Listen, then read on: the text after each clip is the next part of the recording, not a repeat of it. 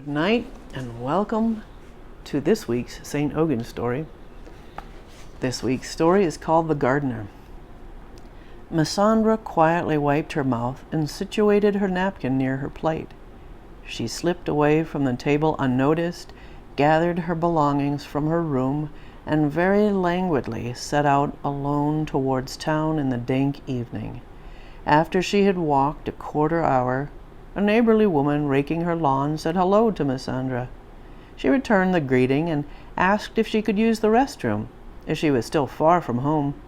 Bladder relieved, she left the woman's house and noticed a penny on the ground, which brought to mind a nursery rhyme. Who says you'll stay with me? Bad luck, Johnny, skin your knee. Until I wash my pennies three, who skinned your knee? She made it home later that evening, her feet sore from walking so long in pumps, and retired straightway to bed. There she dreamt of the unbelievable unfolding of that day's events, beginning with the gardener's reluctance to carry out her uncle's wishes to trim a certain rose bush, leading to his being fired by her uncle. Missandra came along just in time to see the earth-daubed gardener pack up his belongings as her uncle stood examining the fragrant bush. He exclaimed, "I had to fire that man, all because he refused to trim this bush. Can you believe it?" "Why didn't he want to?" Missandra came.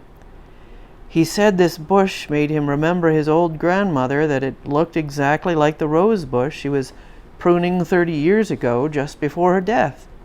Missandra's flesh went cold, but she gave no reply.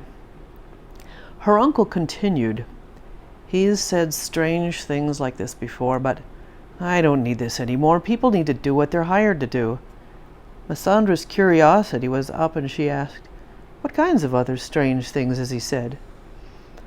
Her uncle shook his head and rubbed his lips, replying that the gardener knew all about every bush and tree and flower and how to take care of them perfectly. He just believed they had personalities and sometimes actually wanted to be trimmed and other times were strongly opposed to being trimmed, and I've had enough of all that, quite frankly. Missandra gave ponderance to this gardener's odd ways. Later at dinner time, the housekeeper was giving her uncle his brandy after the meal, and he said to the housekeeper, "Do you mind if I tell you all about that gardener I fired today?" She shook her head no and smiled warmly. He elaborated after a draught. "That gardener not only told me today that the bush he refused to trim today reminded him of his grandmother's bush from 30 years ago that she trimmed just before her death.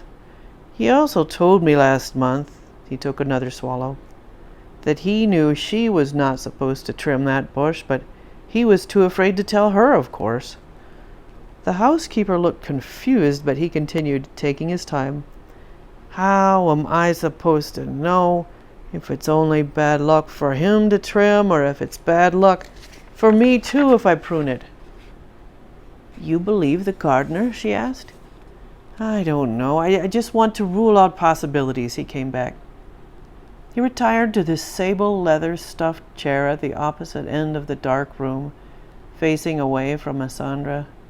The housekeeper left, and he nursed his brandy and spoke loudly to the niece he couldn't see. "Talk of death in gardening, and I won't be surprised.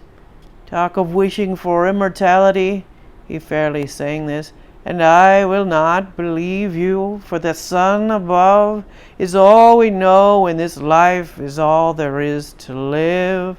He spoke normally now. "Why, niece, do I worry about that sad man and his bushes?" Missandra couldn't imagine how to answer, and before long the sound of snoring came rumbling through the back of his utterly black chair.